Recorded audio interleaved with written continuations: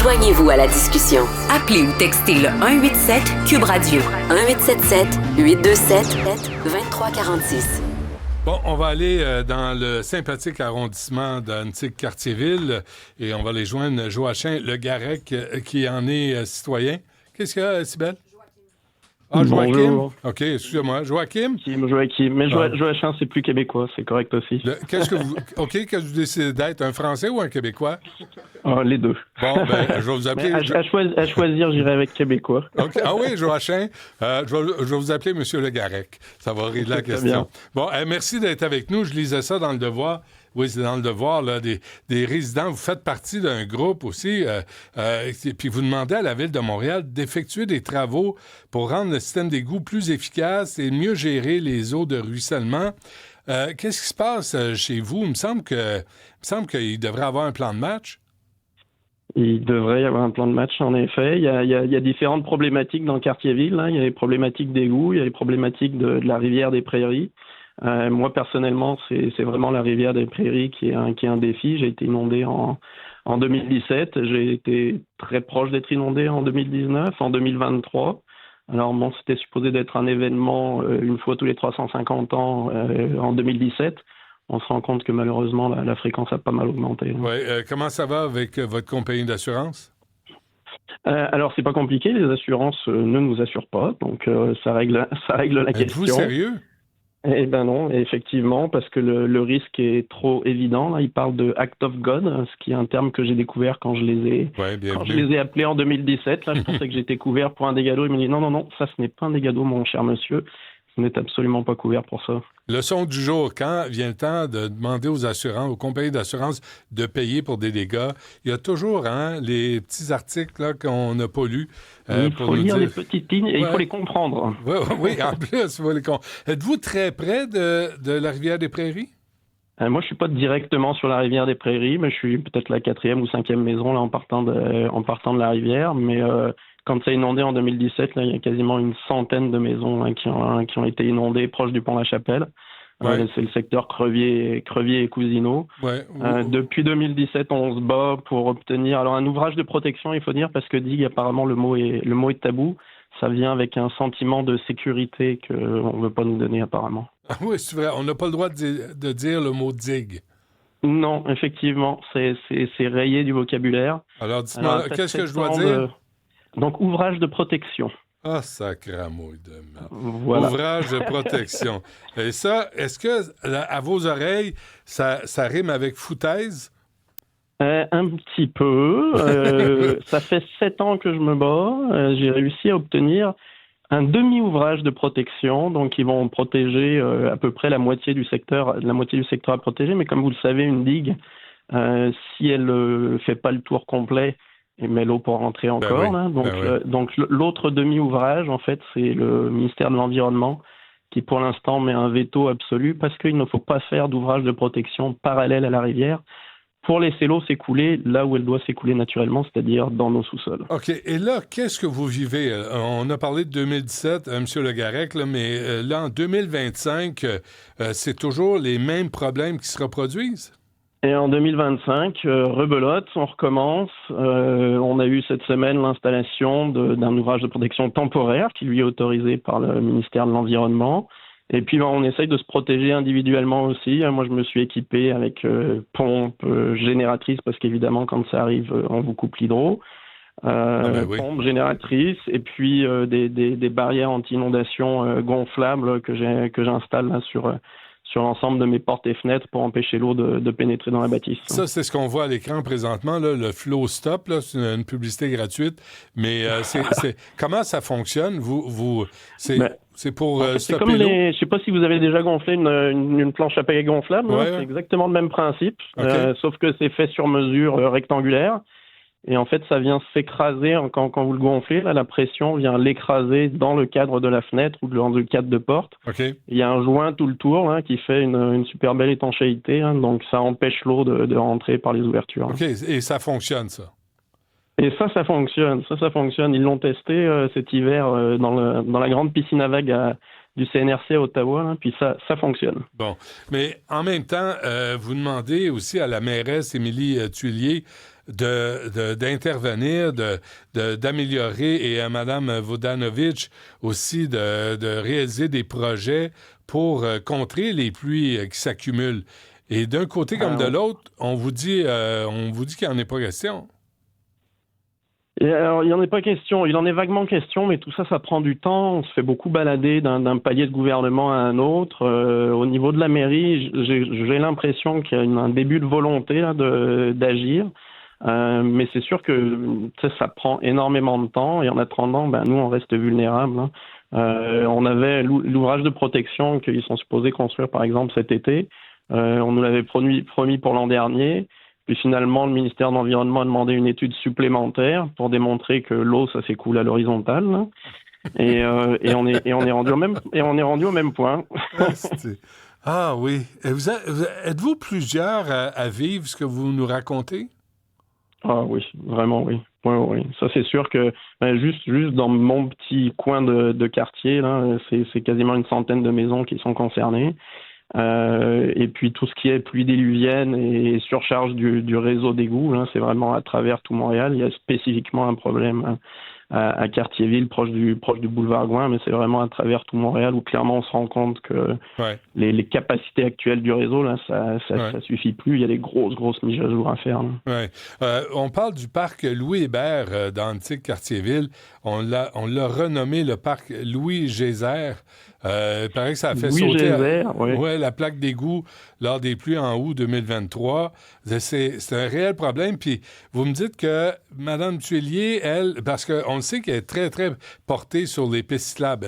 Elle se lève la nuit pour en dessiner sur des rues qui n'en ont pas besoin. Mais elle prend pas ça comme une urgence? Il y a une certaine définition de l'urgence au niveau des différents gouvernements qui correspond pas exactement à la définition de l'urgence des citoyens. Donc, une urgence, ça doit être fixé absolument avant les pluies de cet été. Ça, c'est la version des citoyens. La version côté des interlocuteurs, administration et autres.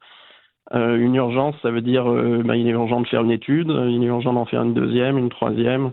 Et tout ça, ça prend du temps. Et pendant ce temps-là, les citoyens sont, et d'un, stressés, et de deux, régulièrement inondés, quoi. Mais Monsieur Le Garrec, votre maison, est-ce qu'elle a perdu de la valeur?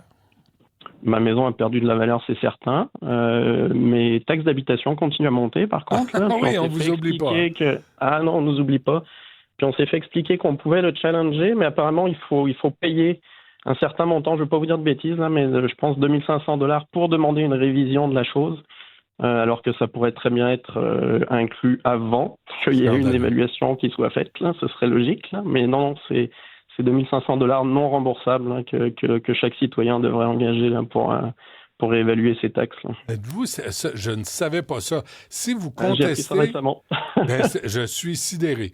Parce que si vous contestez l'évaluation municipale, pour le contester, vous devez payer $2 500, puis même si vous avez raison... Apparemment, sous toute réserve, écoutez, j'ai pas vérifié mes sources. Là, on mais va vérifier de notre côté, je vous garantis. Ça m'a été dit lors d'une réunion municipale, là, donc c'est relativement crédible. OK, on va vérifier de notre côté, puis on va vous envoyer un petit mot pour confirmer ou infirmer ce que vous dites. Avant qu'on se quitte, là, on va en parler dans un instant. Nous, on a essayé de savoir c'était quoi le budget de l'arrondissement pour les pistes cyclables. Puis c'est le fun, les pistes cyclables, c'est pratique, c'est utile, c'est écologique, j'en conviens, mais quand il y a des urgences comme les vôtres, il me semble que ça devrait passer après. Écoutez, moi, j'ai eu la chance de participer au débat pour les maires de Montréal. J'avais une petite capsule où j'avais la chance de poser une question, et je posais une question en rapport avec les inondations. Et tous les candidats ont répondu bus vert. Alors c'est sûr que le changement climatique éventuellement il a un impact là, sur les orages et les crues de printemps. Mais disons que c'est un peu un long shot là, pour l'impact direct sur les citoyens. C'est assez incroyable. Écoutez, qu'est-ce que vous allez faire là? Vous attendez les pluies printanières, les pluies estivales. Là, on a eu des méchantes l'été passé aussi. Qu'est-ce que vous pouvez faire de plus? On se protège, on installe les fameux flow stop devant chez nous, on s'assure d'avoir une pompe qui fonctionne, On s'assure d'avoir un clapet, on s'assure d'avoir de l'électricité au cas où il n'y a pas d'électricité parce que ça donne que, en même temps que les grosses pluies, c'est les gros coups de vent, puis l'hydro vous laisse tomber. Ouais. Donc on s'équipe du mieux qu'on peut. Et puis on espère que ce ne soit pas juste individuel, là, et que les municipalités et le gouvernement du Québec devraient embarquer. Quand le gouvernement du Québec il paye pour un programme de rénovation après un dégât, il vous demande de reconstruire à l'identique. Mais reconstruire à l'identique, ça veut dire que vous êtes bon pour recommencer. Là. Il n'y a pas de programme pour subventionner des pompes, pour subventionner des flow stops, pour subventionner des génératrices pour que les gens qui sont à risque puissent se protéger comme il faut. Oui, pour éviter d'autres demandes. Ça serait... Exactement. OK, avant qu'on se quitte... probablement plus stratégique. Dernière question. Avez-vous l'impression ou le sentiment que vous n'êtes pas entendu, vous n'êtes pas écouté par l'administration en place, là, par Mme Thuillier? Madame Thuillier, j'ai l'impression qu'on commence à avoir spécifiquement là, sur la question des ouvrages de protection, on commence à avoir une oreille attentive, mais il y a tellement de résistance dans les différents paliers là, que des fois, effectivement, on a l'impression de parler à un mur. Oui. Joachim Le Garec, citoyen Non, Joachim. Ça vous tente pas de changer pour Benoît? Ça serait simple. Là. C'est tellement simple. Benoît, c'est pas mal, Benoît. Merci, je vais y penser. C'est gentil. Vous êtes gentil. Je vous souhaite vraiment bonne chance, M. Le Garec, là, dans Antique-Cartierville. Merci, très apprécié. Et je souhaite que vous ayez une meilleure écoute de la part de l'administration. Merci pour votre coup de pouce. Merci, au revoir. Salut. Il y a Ilan qui est avec nous. Ilan, toi, tu es stagiaire, là, hein? Ouais, je suis stagiaire depuis 4 semaines ici. Ouais. Ça va-tu bien? Ça va bien, je suis content de travailler avec toi. Ça paraît pas, mais tu viens de la Hongrie. On comprend. Non, mais bref, t'es avec nous. Puis on s'est dit, est-ce qu'on peut savoir combien l'arrondissement Antique-Cartierville a mis dans les pistes cyclables, parce que la dernière, t'étais pas là, mais je me suis fâché avec la mairesse il y a quelques mois, parce que je disais c'est une vraie maladie mentale. Là. Ils en mettent partout sur Henri Bourassa, où il y a des commerces, les gens peuvent plus fonctionner, peuvent plus s'arrêter devant le commerce puis aller acheter quoi que ce soit. C'est une vraie maladie mentale. Et surtout qu'il y en a sur Gouin, sur Henri Bourassa, sur Prieure, sur Soriol, il y en a partout. Puis là, on règle pas le problème de l'eau. As-tu réussi à avoir l'information combien l'arrondissement a mis sur les pistes cyclables dans Antique-Cartierville? Eh bien, écoute, non. Je pensais que c'était la demande la plus facile de mon stage que tu m'avais fait ce matin, de trouver ce budget-là.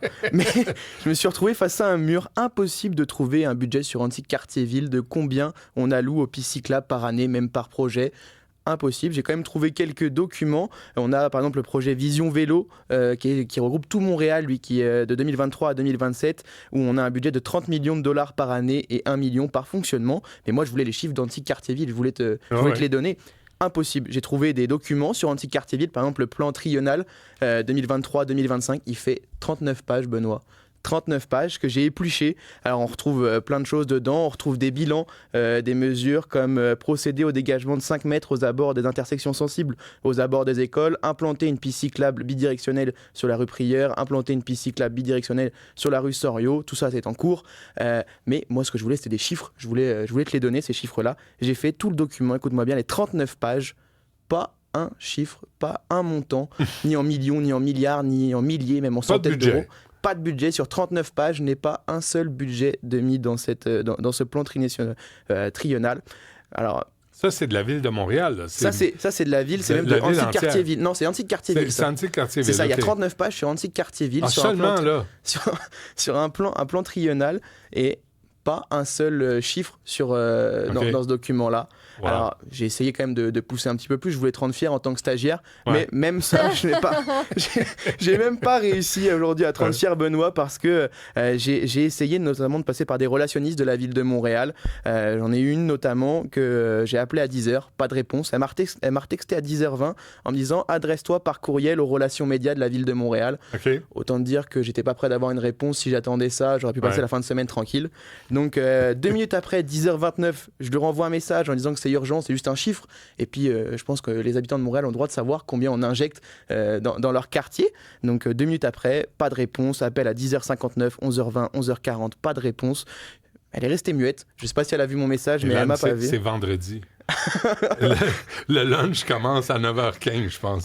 C'est ridicule. On essaie d'avoir juste combien, le montant, le budget, l'arrondissement Antique-Cartierville, celui-là ou les autres, mais celui-là en particulier, parce qu'il y a des problèmes de ruissellement d'eau, d'inondation des résidences. Puis c'est impossible à trouver. Et donc j'ai continué quand même, j'ai essayé de faire comme tout bon citoyen de Montréal qui veut avoir une information. J'ai appelé la mairie, je suis resté en attente pendant 10 minutes en me disant que tous les conseillers n'étaient pas disponibles. Est-ce qu'on a dit que ton appel était important pour eux? Ah oui, mais on a tout fait. Hein. Je pense qu'ils étaient au courant. En tout cas, elle a dû voir mon numéro passer plusieurs fois, parce que je l'ai appelé 5 fois ce matin. J'ai réessayé par un autre relationniste de la ville de Montréal. J'ai eu une réponse, attention. On m'a dit qu'on ne pouvait pas avoir d'informations comme ça à si courte échéance. En gros, impossible d'avoir le budget alloué au PC Club à Antique-Cartierville. C'est comme si les ordinateurs n'existaient pas à la ville. C'est comme s'ils allaient chercher dans le fin fond du 3e sous-sol des archives dans une boîte qui a été tapée au duct tape, puis ils doivent l'ouvrir, puis feuilleter chaque feuille, chaque formulaire, chaque budget qui a été approuvé par un fonctionnaire quelconque de la mairie d'arrondissement. Non. C'est ça, non, ma demande a été à 10h20, donc ça fait maintenant 2h15 que j'ai envoyé cette demande-là. Impossible pour eux, c'est trop court comme délai, 2 heures pour me sortir un chiffre qui concerne des milliers d'habitants. Très bien. Ilan, merci. Je suis sûr qu'il y a des plaques qui se vendent chez Dollarama. On va lui en apporter une. Non, merci pour ta collaboration à l'émission, Ilan. C'est apprécié. Puis ça démontre que, tu sais, on cherche, on appelle, on envoie des messages, puis tu frappes un mur. Parce qu'eux autres, quand ils décident de ne pas répondre, ils ne répondent pas. Puis quand ils veulent jouer au sans-dessin... Ah ben ils le font bien. Hein. Oui, cabochon. Là, j'ai pas la suite. Ah, je t'expliquerai. Merci, Ilan.